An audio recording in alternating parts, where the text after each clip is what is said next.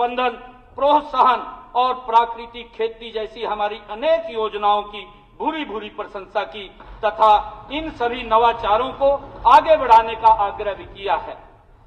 आदरणीय अध्यक्ष जी, उस बैठक के प्राय सभी सुझावों को इस बजट में मैंने किसी न किसी रूप में सम्मिलित करने का पूरा प्रयास किया है। इनमें से 6 नीतिगत सुझावों का मैं पहले वर्णन करना चाहूंगा।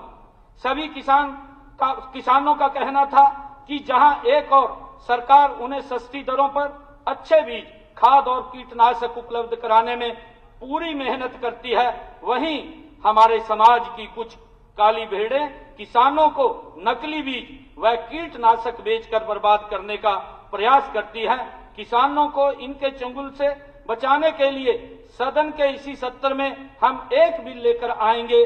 मेरा सभी माननीय सदस्यों से अनुरोध है कि जिस प्रकार आपने पिछले सत्र में हरियाणा कृषि भूमि लीज बिल को सर्वसम्मति से पारित किया था, उसी प्रकार आप इस बिल को भी सर्वसम्मति से पारित करें। मुझे बताया गया है कि वर्तमान में जो कृषक उत्पादक संगठन एफपीओ एक कंपनी के रूप में पंजीकृत है, उन्हें तो सरकारी योजनाओं का लाभ मिलता है, परंतु जो कृषक उत्पादक संगठन एक सहकारी समिति के रूप में पंजीकृत है, वे इन योजनाओं के लाभ से वंचित रह जाते हैं। इस अंतर को समाप्त करने के लिए हम शीघ्र ही एक नई बागवानी नीति लाएंगे, जिसके तहत मूल्य संवर्धन, भंडारण, प्रौद्योगिकी, मार्केटिंग, प्राकृतिक व जैविक बागवानी को दोनों प्रकार के एफपीओ के माध्यम से प्रोत्साहन दिया जाएगा। गत 8 मार्च को अंतर्राष्ट्रीय महिला दिवस पर मैंने यह घोषणा की है कि ऐसी महिला किसान जो डेयरी स्थापित करने हेतु 1 लाख रुपए तक का ऋण लेती हैं, उनको ब्याज मुक्त ऋण दिया जाएगा।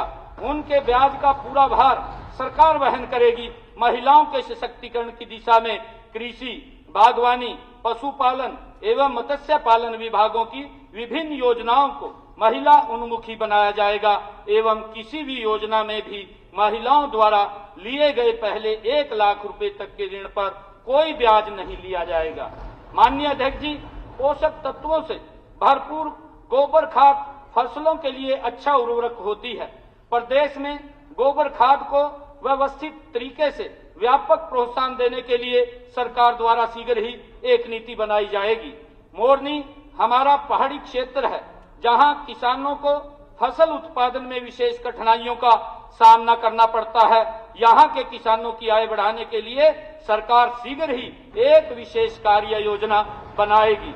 आदरणीय अध्यक्ष जी, पशुपालकों की आय बढ़ाने के लिए बकरी और भेड़ की उच्च अनुवांशिक नस्लें जैसे बीटल, सिरोही, मुंजल आदि जो हरियाणा में नहीं पाई जाती हैं, उन्हें हमारे किसानों को उपलब्ध कराने के लिए भी सरकार आगामी वित्त वर्ष में एक नई योजना की शुरुआत करेगी। माननीय अध्यक्ष जी, मैंने कृषि क्षेत्र के लिए वर्ष 2025-26 में जिन महत्वपूर्ण कदमों के लिए बजट प्रावधान किया है, उनमें से केवल 38 के बारे में आपको बताना चाहूंगा। वर्ष 2024-25 के 25,000 एकड़ भूमि में प्राकृतिक खेती के लक्ष्य के मुकाबले मैंने इस वर्ष 1 लाख एकड़ भूमि का लक्ष्य निर्धारित किया है। साथ ही देसी गाय खरीदने के लिए दिए जाने वाले 25,000 के अनुदान को बढ़ाकर 30,000 रुपए किए जाने का मेरा प्रस्ताव है।